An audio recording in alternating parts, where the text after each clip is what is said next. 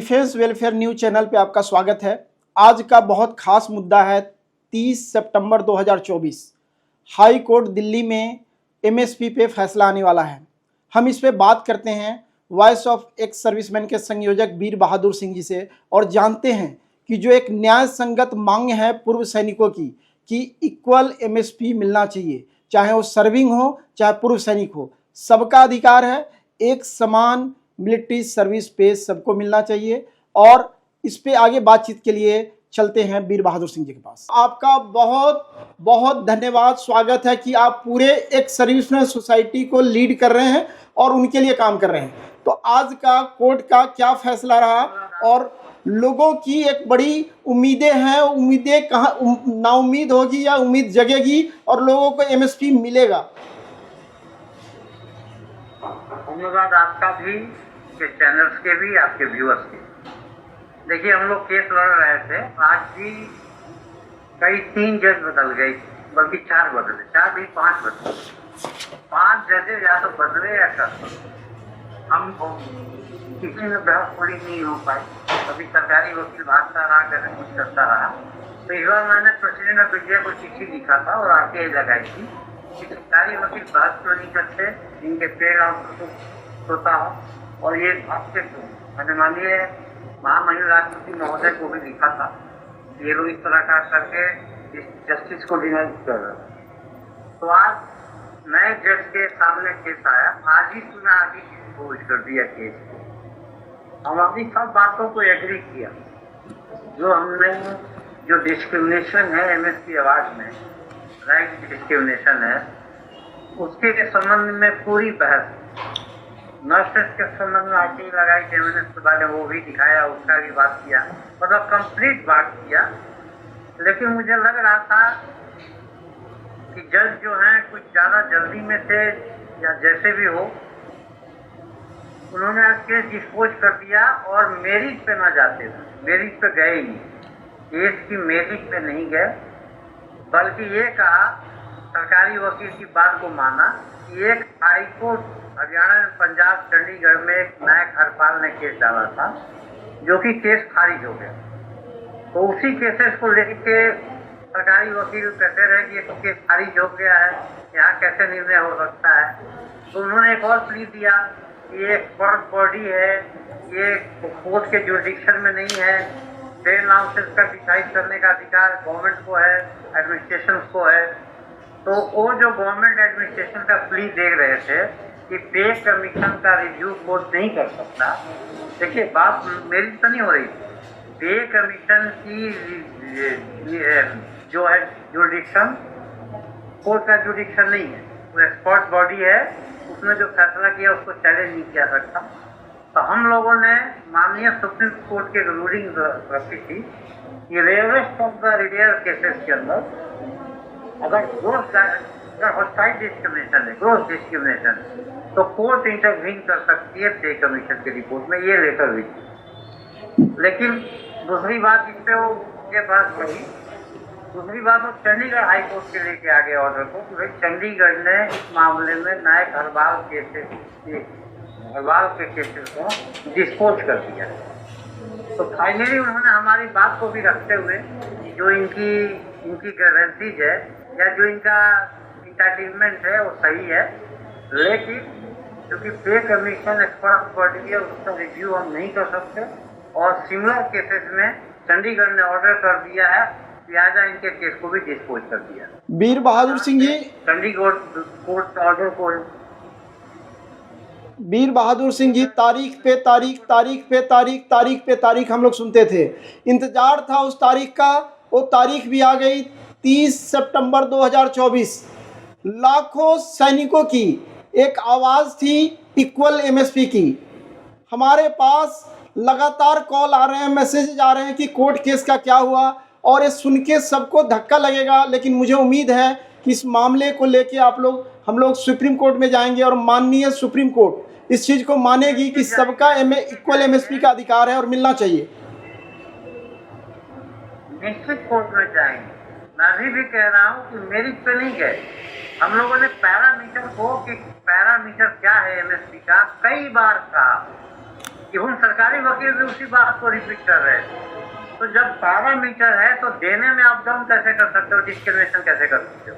तो बात मेरिट पे नहीं हो रही थी, बात हो रही थी तो क्या कोर्ट पे कमीशन के पे कमीशन के निर्णय को समीक्षा कर सकता है, उसको देख सकता है।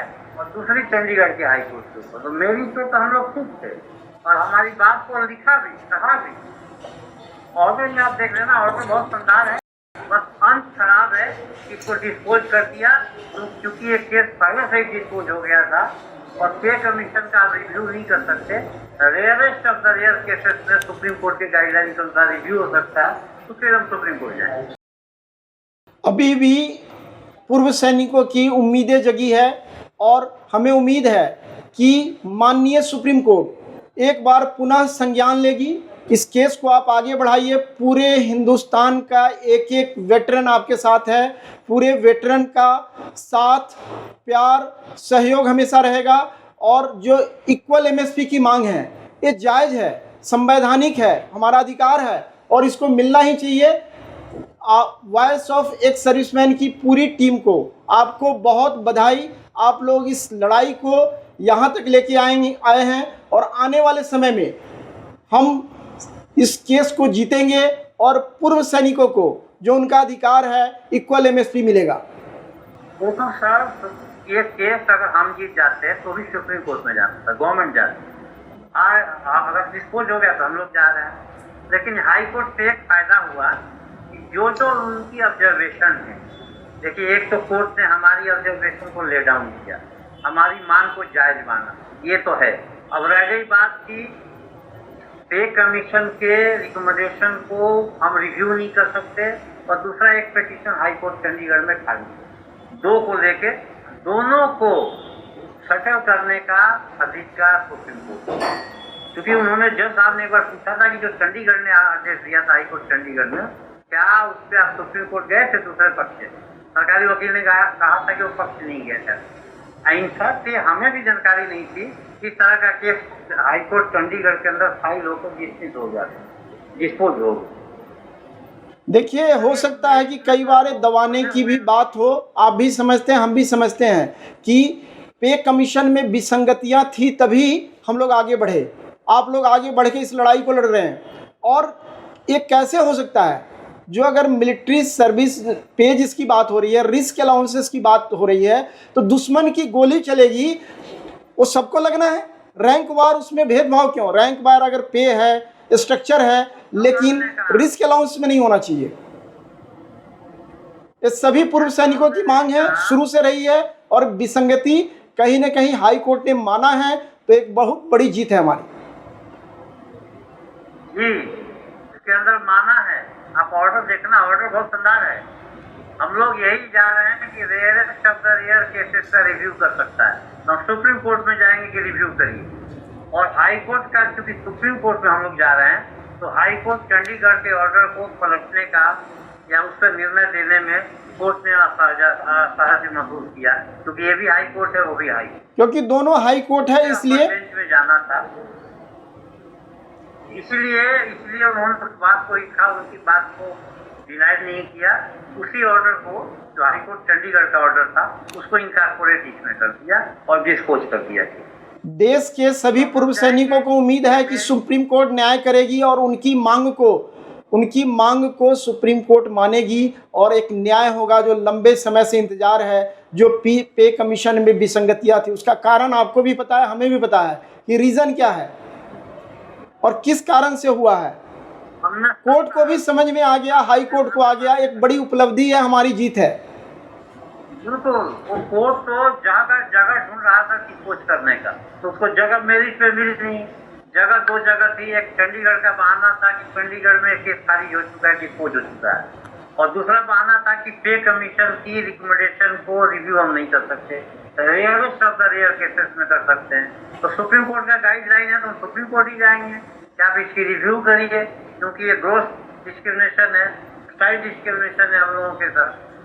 और दूसरा, चंडीगढ़ की केसेस और हमारी केसेस दोनों को सुनने का अधिकार उनको है, तो जब सुप्रीम कोर्ट सुनेगा तो चंडीगढ़ का हाई कोर्ट तक नॉलेज वाइड हो जाएगा। आपका बहुत धन्यवाद डिफेंस वेलफेयर न्यूज़ की तरफ से, और इसी तरह आप लड़ाई लड़ते रहिए। हम पूरी वेटरन, पूरे पूर्व सैनिक आपके साथ हैं। उनकी जितनी भी परिवार की हम बात करें, उनका प्यार, साथ, सहयोग हमेशा बना रहेगा, और हमें उम्मीद है कि सुप्रीम कोर्ट इसको न्याय करेगा और एक बार पुनः जो एमएसपी, इक्वल एमएसपी की मांग है उसको पूरा करेगा। बहुत बहुत धन्यवाद और आभार आपका। Thank you. मैं Rakesh Sharma, president national ex serviceman coordination committee tricity Chandigarh, एक बार पुनः सभी सैनिक जो कार्यरत हैं, जो रिटायर्ड हैं, उनकी तरफ से जो उनकी मांगे हैं, जो जायज़ है, उनकी तरफ से एक बार सुप्रीम कोर्ट की तरफ गुहार करूंगा कि इस न्याय संगत जो हमारी मांग है उसको मांगे, और सबको जो एक समान एमएसपी का अधिकार मिले, और जितनी जल्दी हो इस फैसले का निपटारा हो, कि एक बहुत लंबा इंतज़ार है, बहुत लंबे समय से सैनिक और पूर्व सैनिक इंतज़ार कर रहे हैं कि हम सभी को इक्वल एमएसपी मिले। साथियों, जो भी लेटेस्ट अपडेट मिलेगी, आपने देखा होगा कि हाई कोर्ट से बाहर टीम निकली है और हमने उनका डायरेक्ट इंटरव्यू करके पूरी जानकारी सबसे पहले आप तक मुहैया कराई है।